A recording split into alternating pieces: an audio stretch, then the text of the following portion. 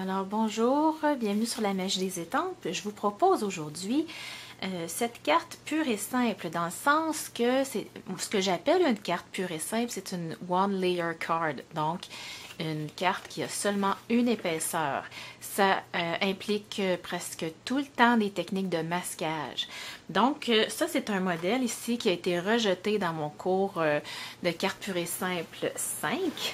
Alors j'ai décidé de vous le faire gratuitement comme ça. Quand il est rejeté, je sais qu'il ne me plaît pas assez, mais je sais que quand les choses ne me plaisent pas, souvent elles plaisent à des gens parmi vous. Donc profitez-en, je vous offre ça gracieusement. Ici, dans le fond, on se sert du jeu Papaya Collage. Alors, vous allez voir presque toutes les pièces, sauf deux.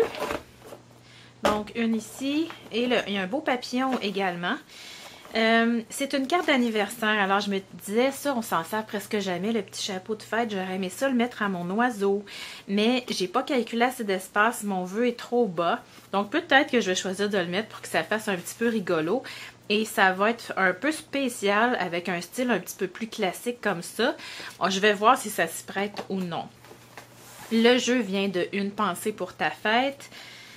Alors, il y en a plusieurs pour tous les goûts, de différents styles. J'ai choisi celui-ci. Et là, si vous dites en partant, j'ai pas le jeu, j'ai pas de cadre, premièrement, ça vaut la peine de se procurer ce jeu-là. Il est vraiment formidable pour des compositions de toutes sortes. Utilisé ensemble ou à l'unité, c'est très beau. Vous pourriez également vous faire un cadre vous-même avec le jeu Tape It. Ça serait très original puis un look super moderne de faire un rectangle masqué sur votre base de cartes et aller étamper autour des cadres différents, ok? Vous pouvez également faire un cadre très original avec ici Background Builders qui est vraiment...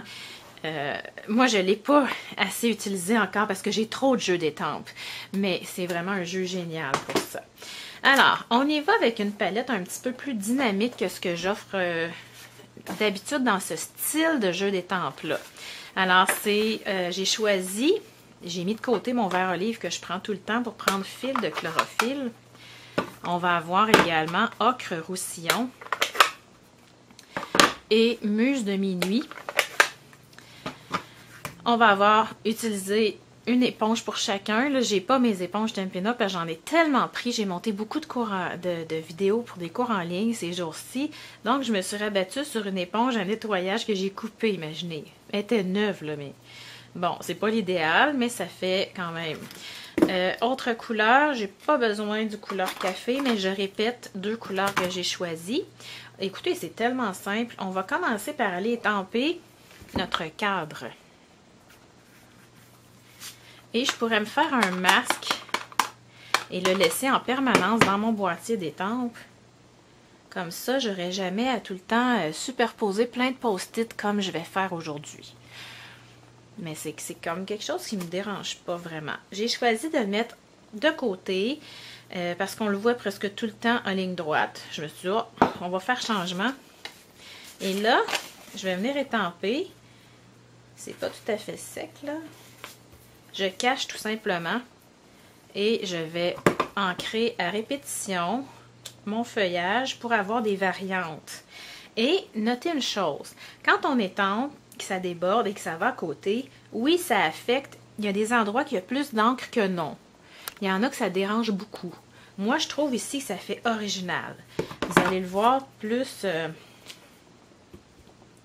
quand je vais enlever... le masque. Voyez-vous cette branche-là ici, là, la tige, elle a du foncé et du pâle. Moi, j'aime ça beaucoup. Celle-là aussi. Donc, si vous n'aimez pas ça, ben, c'est d'aller réancrer entre chaque fois que vous étampez, tout simplement. On enlève ça, c'est pas plus compliqué que ça. J'aime bien que ça n'arrive pas nécessairement à la même hauteur de chaque côté. Je peux même rajouter des petites feuilles ici. Ensuite de ça, on va aller masquer le côté. On peut même, si on n'est pas certaine d'où on veut, de l'endroit où on veut les mettre, nos petites fleurs. Alors, on vient vraiment bloquer le coin. Et je vais utiliser ici... Ah, j'ai le goût de faire un peu différent. Comme ça.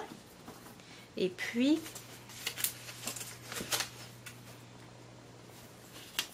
J'aurais peut-être dû étamper mon oiseau en premier. OK? Donc, faites ce que je dis, faites pas ce que je fais, là. OK. Donc, je n'enlève pas ça tout de suite. Ce que je veux venir ajouter, je prends des post-it et je vais venir faire l'intérieur avec ocre roussillon. J'aurais pu le faire aussi en bleu. Alors, notez que j'encre toujours, je commence toujours à ancrer sur mon papier brouillon, sur mon post-it, pour que ça ne fasse pas des taches trop tranchantes sur mon carton très vanille.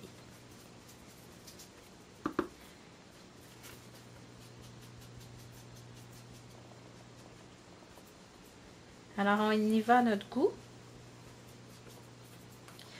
Et là, je vais ancrer et étamper le vœu. Moi, je suis tellement un inconditionnel du vert olive que je suis certaine que ça aurait été encore plus beau. Mais bon, c'est une question de goût. On va aller ancrer. C'est pour ça nos marqueurs. Mais en fait, si vous n'avez pas les marqueurs, vous pourriez tout simplement ancrer votre oiseau au complet dans ocre roussillon. Puis après ça, venir avec une petite lingette humide, enlever. Mais tu sais, c'est plus compliqué après ça, aller ancrer une petite partie, ben, les pattes puis le dessus. Mais bon, si vous avez les marqueurs, c'est sûr que c'est génial pour ça. Oui, il va y avoir des pattes bleues. Ça ne me dérange pas du tout. Je ne voulais pas rajouter une autre couleur, c'est pour ça. Je trouvais qu'il y en avait amplement. Alors, j'envoie de la buée sur mon étampe. Là, je vais l'enlever au cas où je dépasse de mon cadre puis qu'on perde, mettons, la queue de mon... J'aime mieux que ça dépasse un petit peu, mais qu'on ne perde pas de partie.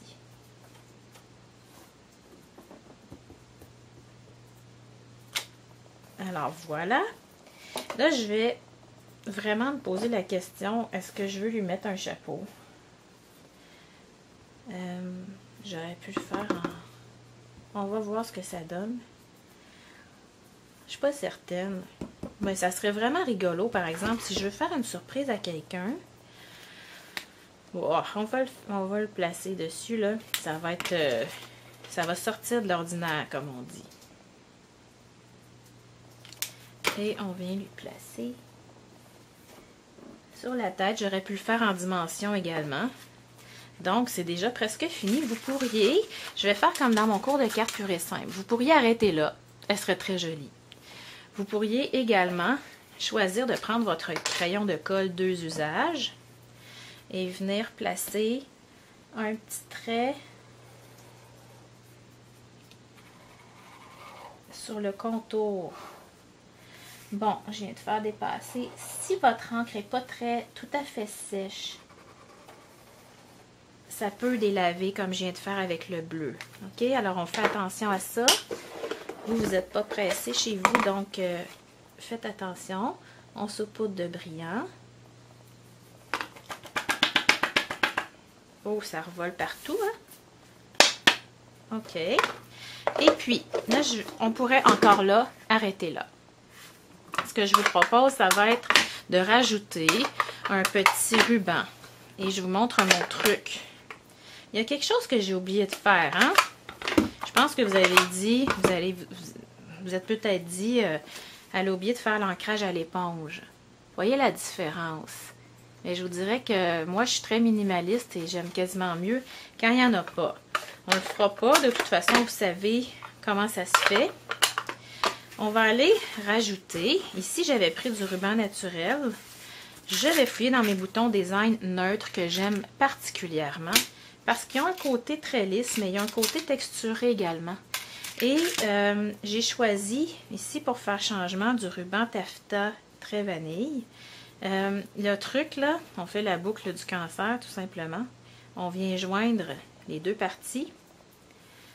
Et j'ai déjà passé dans mon bouton une ficelle.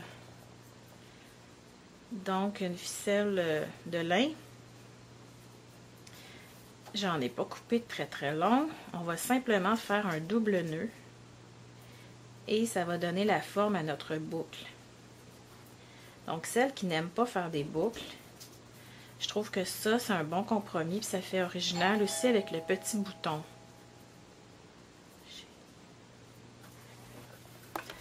Alors, on vient faire un double nœud. On coupe. On peut aller travailler un petit peu notre boucle comme on la veut. Mais c'est sûr qu'avant de fixer, c'est fixé très solidement. Donc, on essaie d'avoir la grandeur. On ne peut plus trop jouer avec. Ensuite, on va chercher un petit point de colle. Et là, cette fois-ci, je pense que je vais le mettre dans le bas. Vous allez avoir comme deux belles versions. Une version encre à l'éponge et une version plus épurée. Alors, montrez-moi ce que vous allez faire avec ce jeu-là si vous bricolez avec aujourd'hui. Bonne journée!